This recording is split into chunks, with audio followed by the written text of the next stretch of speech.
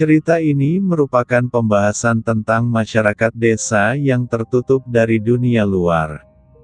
Bahkan masyarakat ini selalu berusaha mati-matian agar tidak ada orang asing yang memasuki wilayahnya.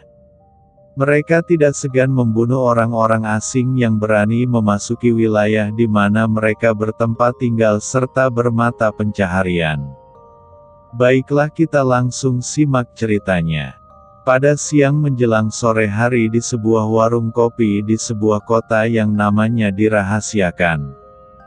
Terdapat 4 orang laki-laki sedang mengobrol. 2 di antaranya adalah bapak-bapak, yang satu berkopiah, yang satu lagi mengenakan ikat kepala bercorak batik. Sedangkan 2 orang lagi adalah pemuda yang mengenakan setelan kasual. Hutan itu terlalu luas untuk dijelajahi. Meski ada jalur untuk mobil tapi medannya cukup berat. Perlu menggunakan mobil khusus off-road kalau mau melewatinya, ujar salah seorang bapak. Begitu, ya, saya hanya merasa penasaran mengenai rumor yang selama ini beredar. Konon jalur yang membelah hutan itu melewati suatu area yang ternyata ada pemukimannya yang berada tidak terlalu jauh dari sana, tukas bapak yang mengenakan udeng-udeng, ikat kepala. Pemukiman di tengah hutan, Pak, ucap salah satu pemuda sambil menatap bapak itu dengan penasaran. Kamu baru tahu? Bukannya kamu sudah lama menetap di sini, Ran? Bapak berudeng-udeng itu menatap heran ke arah pemuda bernama Ahran itu. Saya memang sudah lama di sini, Pak Tohar. Tapi saya baru mendengar soal rumor barusan. Lagi pula apa pentingnya, Pak? Ahran menatap balik Pak Tohar. Itu hanya rumor, Pak Tohar. Lagi pula orang macam apa yang memilih hidup di tengah hutan yang jauh dari manapun? Bapak berpeci berbicara. Pak Ihsan ini seperti kurang update saja. Banyak loh orang-orang yang memilih hidup di tempat terpencil yang jauh dari dunia luar. Bahkan mereka menjadi sangat liar saat bertemu orang asing, tukas Pak Tohar. Dani, kok dari tadi kamu diam saja? Biasanya kamu yang paling banyak ngomong, ucap Ahran saat menengok ke arah temannya itu. Aku jadi teringat Sulman, Ran. Kau tahu dia kan menghilang saat mengantar kayu gelondongan menggunakan truk. Truknya ketemu di jalur tengah hutan itu, tapi Sulman tidak. Ia menghilang. Ia juga sudah sebulan ini tidak pulang ke mes, tukas Dani membuat Ahran tertegun. Sulman juga tidak mungkin pulang ke Jawa. Ia tidak pernah mengatakan akan segera pulang kampung. Lagi pula waktu itu ia baru seminggu habis dari kampung. Aku khawatir ia diculik orang dari kampung yang dimaksud Pak Tohar, tambahnya sambil menatap Pak Tohar. Jangan ngawur Dan. Lagi pula keberadaan perkampungan itu hanya sebatas rumor. Belum ada yang membuktikan kalau kampung itu ada, tukas Ahran sambil menggelengkan kepalanya. Itu karena mereka yang mencoba membuktikannya tidak ada yang kembali, ucap Pak Tohar disambut tatapan kaget semua orang. Lah, memangnya siapa saja yang pernah bilang ingin membuktikan keberadaan kampung itu? Tanya Pak Ihsan dengan raut wajah tegang.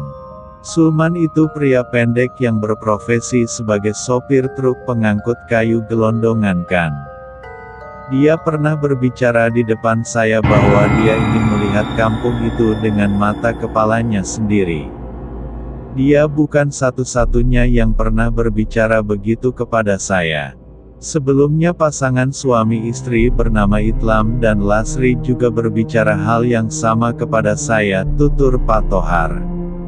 Ahran dan Dani saling pandang. Sementara Pak Ihsan terlihat menggelengkan kepalanya. Lalu, ucapnya, Sulman adalah teman kami, Pak. Bahkan ia sudah kami anggap sebagai saudara. Menghilangnya dia jelas membuat kami semua panik. Polisi bahkan tim SAR belum juga menemukannya hingga sebulan berlalu, kata Dani. Maksudmu, kamu ingin mencari Sulman sendiri begitu? Tanya Pak Ihsan. Ia tidak akan sendiri. Saya akan memfasilitasi mereka sekaligus saya turut serta, tukas Pak Tohar. Pak Ihsan menggelengkan kepalanya. Itu bukan ide yang bagus.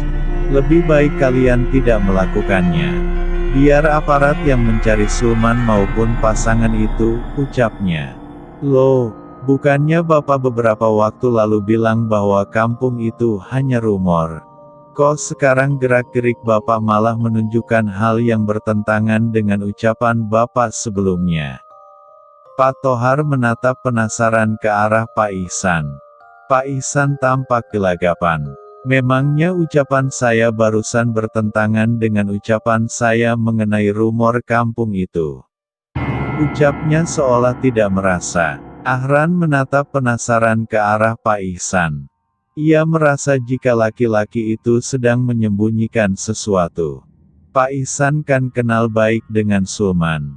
Mungkin Bapak tahu hal soal dia yang tidak kami tahu. Ucapnya disambut gelengan kepala Pak Ihsan.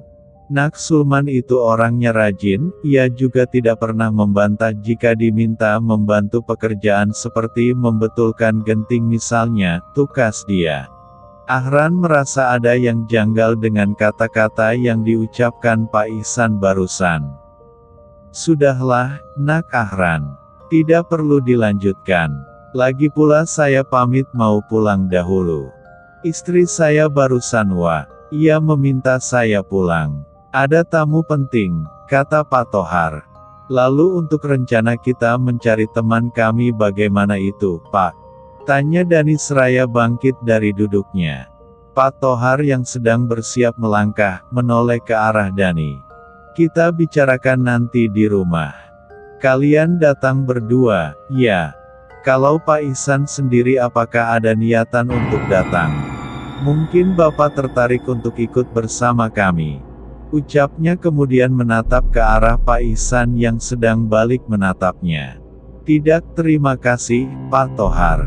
Lagi pula nanti malam saya mendapat giliran jaga, tukasnya sambil menatap ke kejauhan. Waktu beranjak petang. Saat badai Isya, Ahran dan Dani telah berada di rumah Pak Tohar. Mereka tidak berkumpul di dalam rumah melainkan di sebuah gazebo yang terbuat dari bambu yang dipelitur. Malam itu mimik wajah Pak Tohar terlihat serius. Ia seperti baru mendapatkan kabar penting. Ini cukup gawat. Tamu yang datang tadi sore membawa kabar tidak mengenakan.